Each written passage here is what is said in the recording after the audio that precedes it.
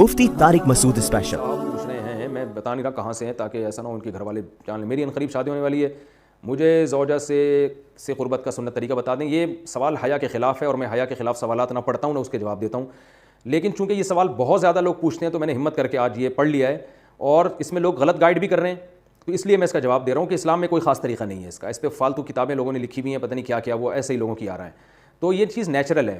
جیسے کوئی پوچھے کھانا کھانے کا طریقہ کیا ہے, تو بھائی منہ میں نوالا ڈال کے چباؤ, نگل لو, خود بخود فطرت سکھاتی ہے انسان کو. تو ایسی زوجہ کے قریب فطرت خود سکھا دیتی ہے. ہاں, شریعت نے جس طریقے کو حرام قرار دیا ہے وہ سب کو معلوم ہے کہ جو ہے وہ اللہ تعالیٰ نے جو بدکار لوگ جس طرح سے کرتے ہیں, جو لڑکوں سے بدفعلی کرنے والے لوگ ہیں, وہ طریقہ حرام ہے.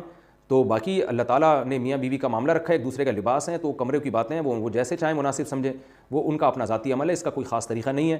اور یہ نیچر انسان کو خود سکھاتی ہے, نہ یہ طریقے نہ کسی سے سیکھنے کی ضرورت ہے. بعض لوگ تو حد درجے کی بے شرمی کرتے ہیں, وہ شادی سے پہلے جو ہے وہ فحش فلمیں دیکھتے ہیں تاکہ ہمیں طریقہ آ جائے. یہ انتہائی درجے کی بےہودگی ہے, انتہائی درجے کی ایک لعنتی عمل ہے یہ. تو یہ کوئی خاص طریقہ نہیں ہے.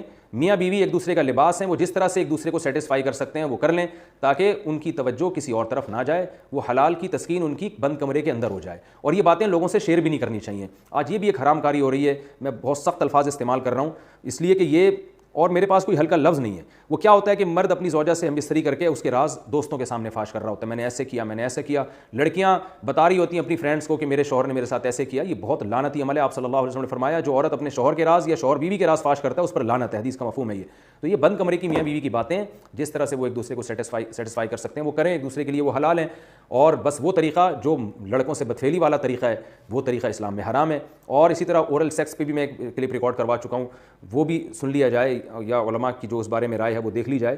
تو اس کے علاوہ جو بھی ہے میاں بیوی ایک دوسرے کے لیے اللہ نے حلال کیے, کوئی خاص طریقہ نہیں ہے. اور یہ حیا کی باتیں, ان کو بند کمرے کے اندر ہی رہنا چاہیے ان چیزوں کو. اور اس کے لیے جو فحش فلمیں دیکھی جا رہی ہیں یہ بہت غلط حرکت ہے. اور اس کو نا ایک ایجوکیشن کا نام دے دیا گیا اس زمانے میں, اور سیکس کی تعلیم کے نام سے بچوں کو پڑھایا جا رہا ہے اسکول میں. یہ سب بےہودگی ہے. لاکھوں سال سے انسان دنیا میں زندہ ہے, تو کیا اس کو یہ پتہ ہی نہیں تھا, اور یہ ساری 6 ارب انسان ایسے ہی بغیر تعلیم کے پیدا ہو گئے ہیں کیا؟ تو یہ تو چیزیں نیچر خود سکھا دیتی ہے انسان کو کہ کیا کرنا ہے, کیسے کرنا ہے. اس میں کوئی اسکول کالج میں پڑھنے کی ضرورت نہیں ہے. ہاں, شرعی احکام اس کے 2-4 ہیں, وہ علماء بتاتے رہتے ہیں, وہ کتابوں میں لکھے ہوئے ہیں کہ کون سا راستہ حرام ہے اور کون سے راستے میں آنا جائز ہے.